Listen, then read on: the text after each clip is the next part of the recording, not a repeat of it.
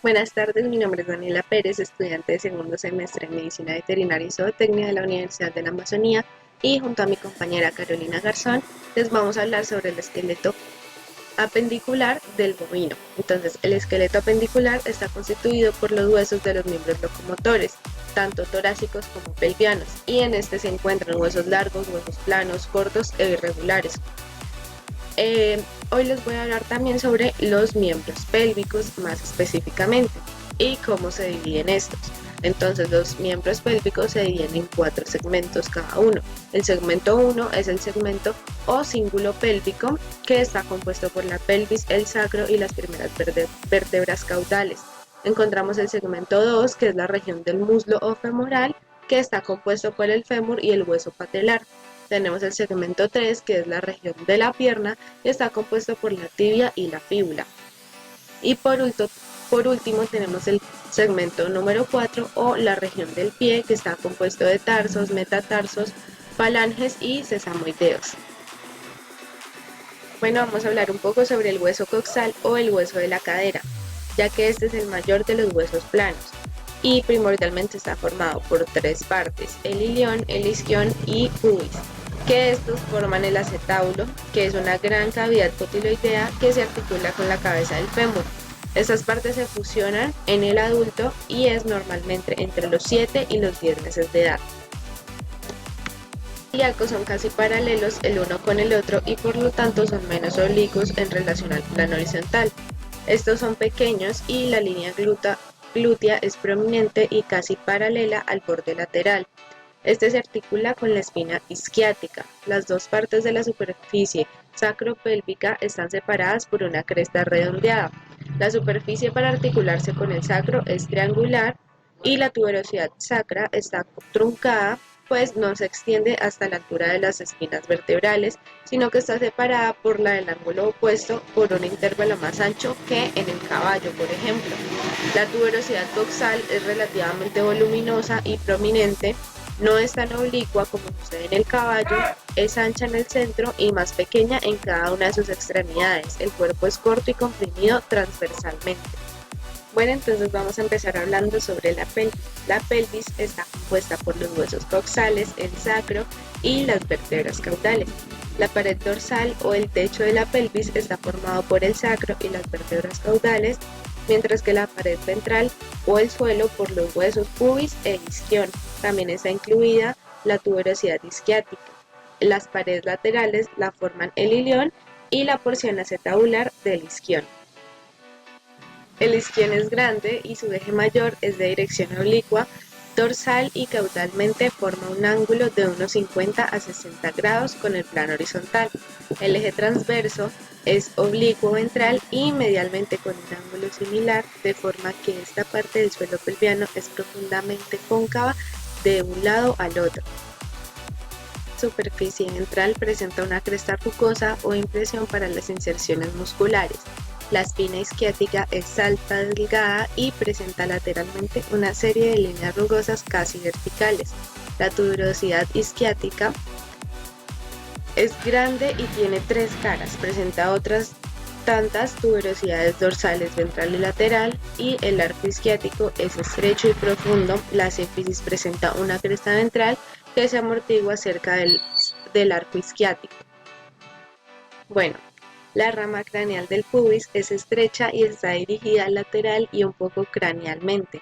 El borde craneal está marcado por un surco transverso que termina ventral a la eminencia iliopúbica rugosa. La rama caudal es ancha y es delgada.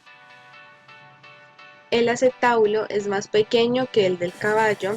El borde es redondeado y marcado, normalmente por 2 escotaduras. Una de estas es caudomedial, estrecha y profunda, que conduce a la fosa acetabular profunda y con frecuencia está casi convertida en una foramen por una tira del hueso. La otra escotadura es cráneo-medial, pequeña y algunas veces está reemplazada por un foramen o bien puede estar ausente. Bueno, como ya se los estaba diciendo, la pelvis entonces está compuesta por 2 coxales, uno del lado derecho que se articula con el fémur derecho y uno del lado izquierdo que se articula con el fémur izquierdo. La articulación del coxal y el fémur se denomina coxo femoral y se articula en la cavidad acetabular. Esta se articula con la cabeza del fémur, que tiene una proyección articular, articulándose a sí mismo con la depresión articular acetabular. El coxal se articula con el sacro, en las alas del sacro, y este se articula con las alas del ilión, formando la articulación llamada sacroiliaca. Entonces permite que el coxal izquierdo y el derecho se articulen, es la que se denomina sínfisis pelviana. Entonces, la pelvis tiene tres articulaciones: la coxofemoral, la sacroiliaca y la sínfisis pelviana.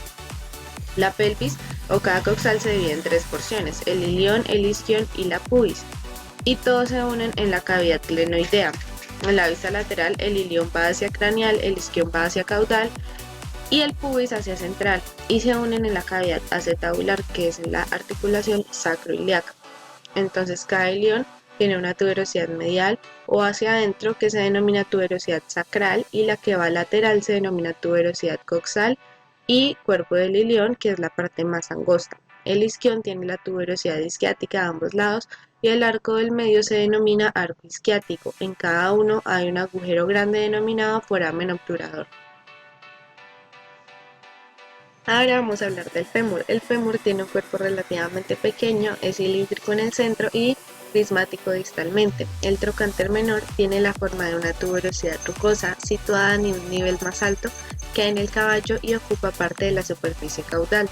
La cresta intertrocanteria lo conecta con el trocánter mayor. El tercer trocánter en los bovinos no existe, y la fosa supracondiloidea es poco profunda. La extremidad proximal es muy ancha, la cabeza es más pequeña que en el caballo y la superficie articular se extiende considerablemente sobre la superficie proximal del cuello.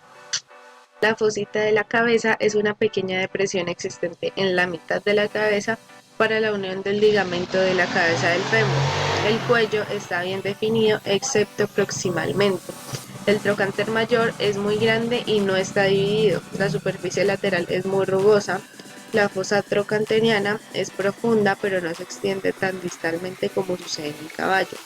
El extremo distal no presenta grandes hechos diferenciales, salvo que la trocla es menos oblicua que en el caballo, pero converge muy ligeramente en la porción distal. La extremidad proximal se une con el cuerpo a la edad de 3 años o 3 años y medio, y la distal entre los 3 y medio y los 4 años. Es importante hablar de la rótula también. La rótula es larga, estrecha y es muy gruesa. La superficie craneal es muy convexa, rugosa e irregular. La superficie articular es convexa de un lado a otro y casi recta en dirección vertical. La apófisis cartilaginosa, situada en el lado medial de la inserción del fibrocartílago, permite la pronta determinación del lado a que permanece este hueso. Este apéndice es más puntiagudo que en el caballo, y la rótula no es un núcleo secundario de osificación, solamente existe un núcleo de osificación para la rótula y el metatarsiano 2. La tibia recuerda mucho a la del caballo, aunque es algo más corta. El cuerpo está curvado distintamente, de forma que el lado medial es convexo. La superficie caudal no está dividida en dos áreas y las líneas musculares se presentan en menor número, aunque se extienden más proximalmente que en el caballo. Los surcos y crestas articulares del extremo distal o cóclea tienen casi una dirección sagital y presenta una fosa sinovial extensa pero poco profunda. El surco lateral está separado por una cresta aguda de una zona más lateral, que es lo de la articulación del maléolo lateral. La porción craneal del maléolo medial se prolonga distalmente y tiene un extremo puntiagudo. Además, el surco caudal es ancho y está bien definido. Lateralmente existe también un estrecho y profundo surco. Separa dos prominencias. La extremidad proximal se une con el cuerpo entre los 3 años y medio y los 4 años de edad, de la parte distal a los 2 o 2 y medio. La fíbula o peroné se pueden distinguir una cabeza, un cuello, el cuerpo y la extremidad distal, es decir, el maléolo lateral y ya. El peroné es de estructura muy sencilla y ha sufrido diferentes grados de involución según la especie. Este se encuentra separado de la tibia por el largo espacio interóseo de la pierna.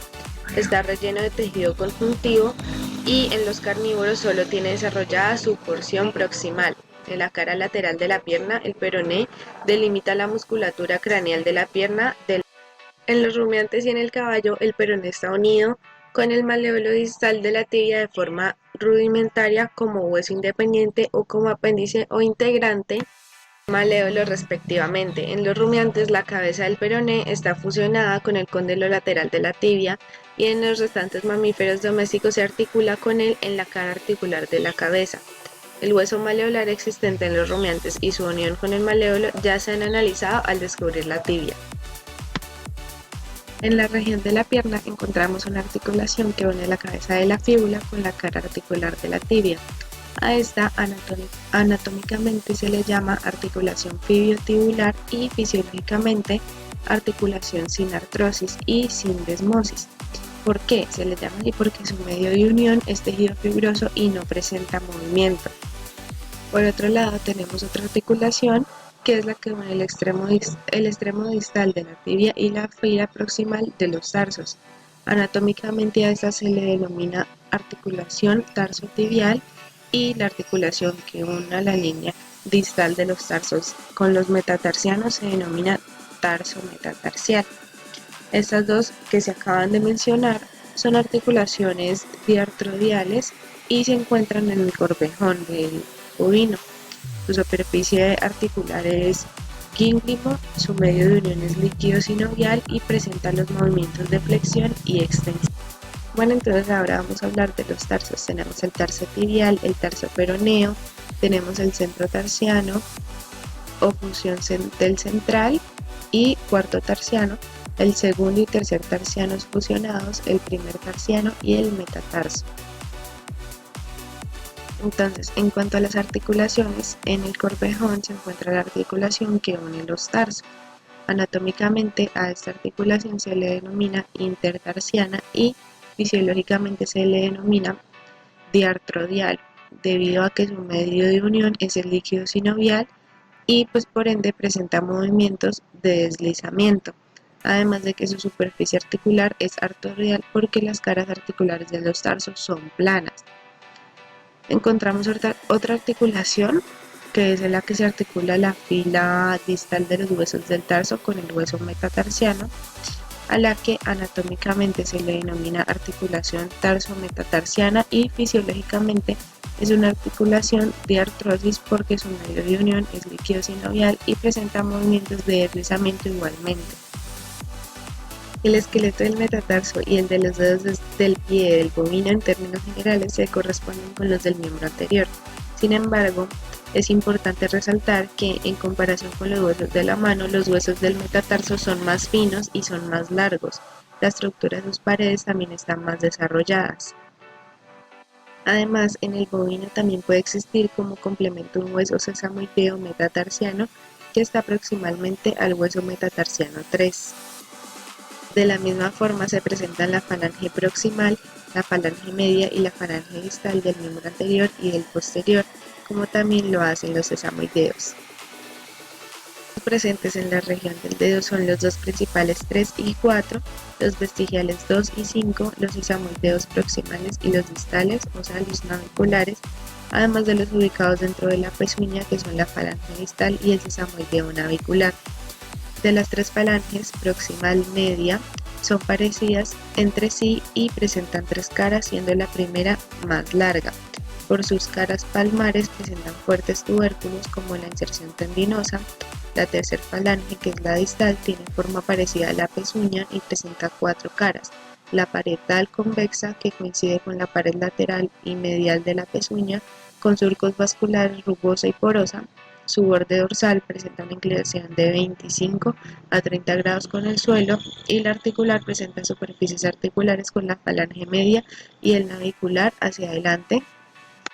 Adelante tiene la apófisis extensora, la superficie solar es cóncava con forámenes vasculares y en el borde palmar existe un tubérculo flexor para la inserción del músculo flexor digital profundo. La cara axial es bastante lisa con forámenes vasculares y la presencia de estos en ese hueso refiere a la importancia de irrigación que brinda al corión. Por otro lado, se denomina anatómicamente una articulación metatarsofalangiana a la articulación de la tróclea 3 y 4 de los huesos metatarsianos a la superficie articular de la base de la falange proximal y los huesos sesamoideos en la cara palmar, y fisiológicamente es una articulación de artrosis debido a que su medio de unión es el líquido sinovial y por ende esta presenta movimientos que serían los de flexión y extensión. También está la articulación de la parte distal de la primera falange y la superficie articular de la segunda falange, a la que se le denomina anatómicamente interfalangiana y fisiológicamente es una articulación de artrosis, ya que su medio de unión es el líquido sinovial y por ende presenta movimiento que son los de flexión y extensión. Por último tenemos la articulación de las falanges, que es la que se articula con la parte más distal de la segunda falange, con la superficie articular de la tercera falange y el hueso sesamoideo distal. Esta se denomina anatómicamente articulación interfalangiana distal y fisiológicamente es una articulación de artrosis debido a que su medio de unión es el líquido sinovial y por ende presenta un movimiento que son los de flexión y extensión.